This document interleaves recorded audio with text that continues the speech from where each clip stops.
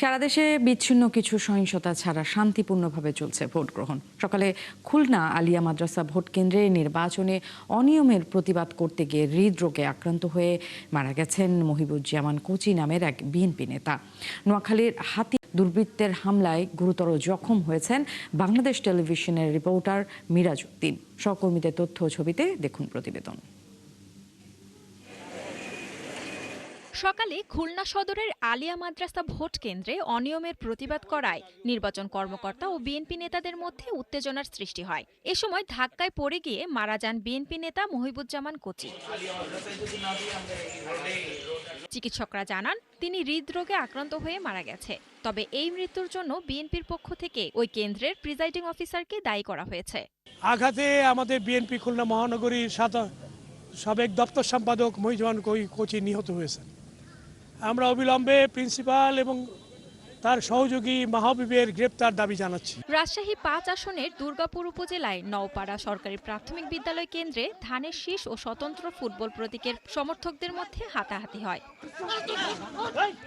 মেহেরপুরে vote দিতে গিয়ে ফেরার পথে বিএনপি ও জামায়াত কর্মীদের সংঘর্ষে আহত হন ২ জন। এই ঘটনায় একজন বিএনপি কর্মীকে আটক করেছে পুলিশ। কুমিল্লা ১৪ গ্রামের জগন্নাথ দিঘির আতাকরা সরকারি প্রাথমিক বিদ্যালয় কেন্দ্রে বেশ কয়েকটি ককটেল বিস্ফোরণ হয়। এ ঘটনায় ভোট বাতিলের দাবি করেন বিএনপি প্রার্থী কামরুল হুদা। আমার কোনো কেন্দ্রের কোনো এজেন্ট না, প্রতিটা কেন্দ্রের এজেন্টদেরকে মেরে কেন্দ্রের এজেন্টের যে সমস্ত কাগজপত্র ছিল সব ছিঁড়ে এগুলো পানিতে ছুঁড়ে ফেলে দেওয়া হয়েছে, মাটিতে ছুঁড়ে ফেলে দেওয়া হয়েছে এবং কেন্দ্রদেরকে এজেন্টদেরকে বের করে দেওয়া হয়েছে।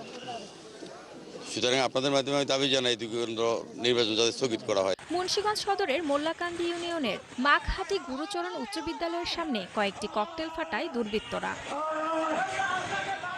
নোয়াখালীর হাতিয়ায় চর ঈশ্বর ইউনিয়নের গামছাখালী এলাকায় বাংলাদেশ টেলিভিশনের সাংবাদিক মিরাজ উদ্দিনের উপর হামলা হয়। এতে আহত হন আরও একজন। মিরাজ ওই এলাকায় সংবাদ সংগ্রহে গিয়েছিলেন। পটুয়াখালীর কলাপাড়ায় জাল ভোট দেওয়ার চেষ্টার দায়ে ২ জনকে এবং কুয়াকাটা পৌর শহরের ইসলামপুর দাখিল মাদ্রাসা কেন্দ্রের গোপন কক্ষে ছবি তোলার দায়ে একজনকে আটক করে পুলিশ। সিলেট ৫ আসনের জকিগঞ্জের বারঠাকুরী সরকারি প্রাথমিক বিদ্যালয়ে জাল ভোট দেওয়ার অভিযোগ করেছেন রেনু বেগম নামের এক নারী। তিনি বলেন, ভোট দিতে এসে তিনি দেখেন তার ভোট দেয়া হয়ে গেছে।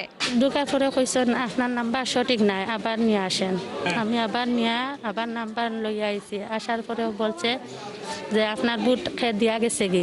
এছাড়া মাদারীপুরের রাজৈরে একটি ভোট কেন্দ্রের পাশে মোটরসাইকেলে আগুন দেয় দুর্বৃত্তরা। শান্তা ইসলাম, ৭১।